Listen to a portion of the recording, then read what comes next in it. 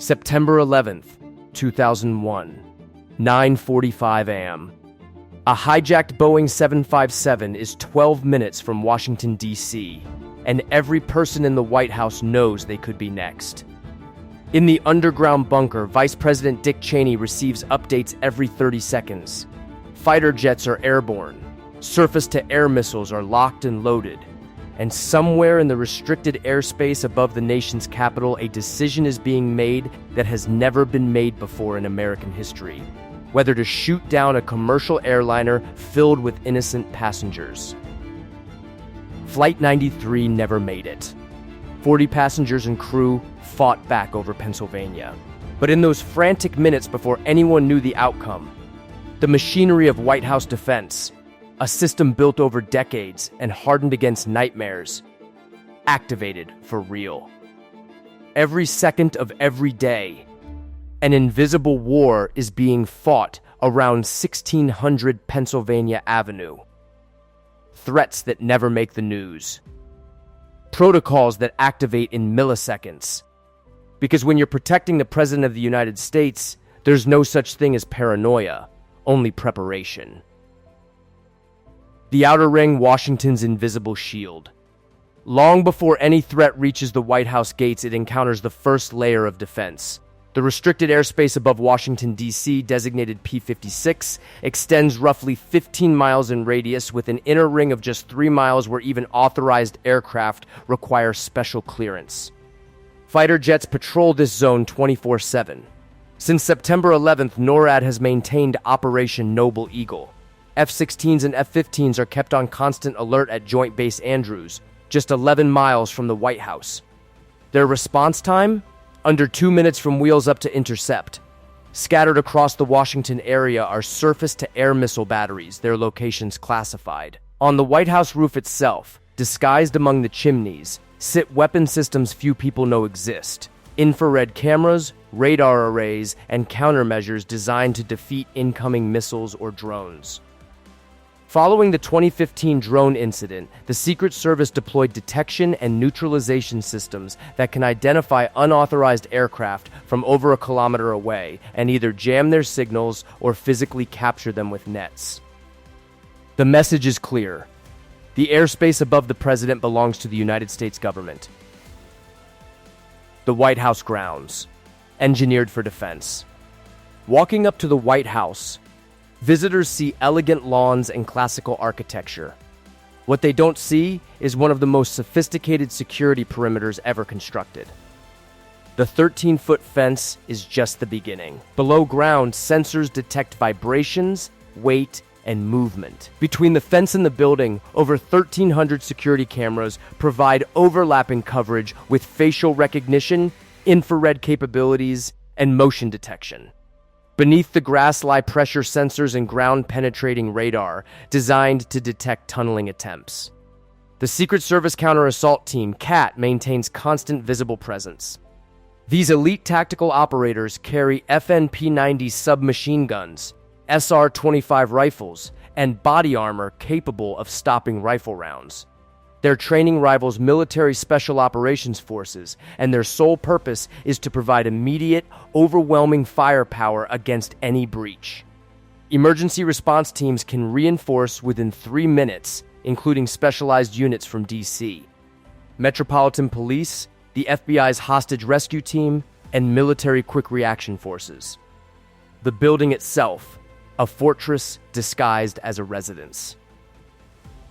The White House appears to be a historical building, but that's where the similarity ends. During the Truman renovation in the late 1940s, the entire interior structure was replaced with steel and reinforced concrete while preserving the historic facade. The windows are multi-layered ballistic glass capable of withstanding small arms fire and blast pressure, each costing $10,000 to $15,000. The famous front door is 5 inches thick, weighs over 3,000 pounds, and can seal automatically during chemical, biological, or radiological attacks, creating an airtight barrier. The entire building can be pressurized with filtered air systems capable of scrubbing out biological agents, chemical weapons, and radioactive particles. Inside, corridors are designed with limited sight lines. Walls in key areas are reinforced to provide cover. Safe rooms exist throughout, hardened chambers with independent life support, communication systems, and supplies for extended periods. The Presidential Emergency Operations Center, Command in Crisis. Beneath the East Wing, 2 to 3 stories underground, lies the Presidential Emergency Operations Center, the PEOC. This isn't a Cold War relic, it's a constantly updated command center designed to function as the nerve center during catastrophic scenarios. The PEOC gained public awareness on September 11th when Vice President Cheney was rushed there as the Pentagon burned. But the cameras didn't show the full extent of its capabilities. Blast doors weighing several tons can withstand everything from conventional explosives to nearby nuclear detonations. Once sealed, the PEOC becomes self-contained with its own power, air filtration, water, and communication systems. The facility can accommodate several dozen people with sleeping quarters, restrooms, and food storage for sustained operations lasting days or weeks. Should the White House become compromised, presidential succession protocols activate immediately. Secure communications connect to Site R in Pennsylvania and Mount Weather in Virginia, parallel command centers that can assume control within minutes. Scenario 1. Aerial assault. Consider the nightmare. A hijacked aircraft approaching the White House. Every second matters. At 15 miles out, radar detects the unauthorized aircraft. NORAD scrambles fighters from Andrews. At 10 miles, if no response, rules of engagement activate. At 5 miles, surface-to-air missiles achieve target lock. Fighters close to visual range. At 2 miles, without authorization, the order to engage would likely be given. The defensive calculus becomes brutal. Shoot down over populated areas means debris raining down on neighborhoods. But allowing the aircraft to reach the White House could mean catastrophic casualties and successful decapitation of American government. If the aircraft evades intercept, the White House's own roof defenses activate, likely directed energy weapons or rapid-fire countermeasures. Simultaneously, the president would be evacuated to the PEOC, or into the Beast, the presidential limousine. Weighing 20,000 pounds with 8-inch armor plating, run flat tires, its own oxygen supply, and communications matching Air Force One, the Beast is a mobile bunker. Electrified door handles, tear gas cannons, and a blood supply matching the president's type are all integrated. Getting the president moving could mean the difference between survival and catastrophe. Scenario 2. Ground assault. A coordinated ground attack triggers different responses. Imagine multiple teams approaching simultaneously from different directions with vehicle-borne threats, trucks speeding toward barriers designed to stop vehicles up to 15,000 pounds at 50 mph. As attackers breach vehicles and assault the fence, the counter-assault team engages from fortified positions with overlapping fields of fire. Police and military reinforcements arrive within minutes. D.C. Metropolitan Police, U.S., Park Police, Secret Service Uniform Division. Military helicopters from Fort Belvoir and Quantico arrive within 10 to 15 minutes. Inside, lockdown procedures activate. Blast doors seal, creating compartmentalized zones. Secret Service agents form a human shield around the president and move toward evacuation routes while others establish defensive positions at choke points. The goal isn't to hold territory, it's to buy time. Every second delayed allows for presidential evacuation and reinforcement. If evacuation isn't possible, the PEOC becomes the final defensive position that no light infantry force could breach before overwhelming military response arrives. Scenario 3. Weapons of mass destruction. Chemical, biological, radiological, or nuclear attacks represent perhaps the most insidious danger. A chemical weapon release would be detected by sensor arrays that continuously sample the air. The moment detection occurs, automated systems seal the White House and switch to positive pressure ventilation. The president and key staff would move to the PEOC, where sophisticated life support systems provide additional protection. The White House Medical Unit, staffed 24/7 by military physicians, can diagnose exotic diseases, administer vaccines and antidotes, and perform emergency surgery. If a nuclear detonation occurs in the Washington area, the White House and PIOC are hardened against EMP with critical systems in Faraday cages. A strategic nuclear weapon would likely destroy everything within miles regardless of defenses. But smaller tactical devices or dirty bombs would be survivable from within the PIOC. Post-detonation, government continuity protocols activate across multiple sites. Presidential succession implements if necessary.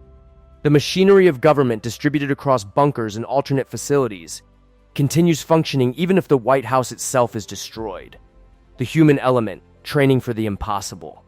Technology provides the foundation, but people make critical decisions. Secret Service agents spend months at training centers, practicing active shooters, chemical attacks, vehicle assaults, and protection under fire. They train in the actual White House until movements become instinctive. Since the Secret Service assumed presidential protection in 1901, 4 presidents have been assassinated and 2 wounded in attempts. The memory of Kennedy in Dallas, Reagan outside the Washington Hilton, and Ford's 2 near misses drives an institutional vigilance that never sleeps. Lessons from past failures. The 2014 fence jumper who made it inside the White House exposed serious vulnerabilities. The response was swift. Leadership changes, additional personnel, enhanced barriers, and renewed vigilance. Each incident becomes a case study, and the system adapts and evolves. The ultimate question, is it enough? No security system is perfect. The Secret Service knows this. Their goal isn't to create an impenetrable fortress. That's impossible. Their goal is to make an attack so difficult, so costly, and so likely to fail that adversaries choose other targets or abandon their plans. The White House survives not because its walls are impenetrable, but because attacking it means facing the combined might of American military and law enforcement. The layers of defense create redundancy. If one fails, others compensate. What keeps the president safe isn't any single system, but the integration of technology, training, planning, and willingness to use overwhelming force. Every door, window, sensor, and weapon exists as part of a comprehensive philosophy: delay, detect, defend, and ensure government continues, even if the building falls. The White House has stood for over 2 centuries, surviving fires, wars, and countless threats. It remains standing not by chance, but by design, a design constantly evolving to meet changing threats. In an uncertain world where dangers multiply, the White House endures as both symbol and fortress, protected by the finest security apparatus humanity can devise. And somewhere, right now, someone is planning how to make it even more secure.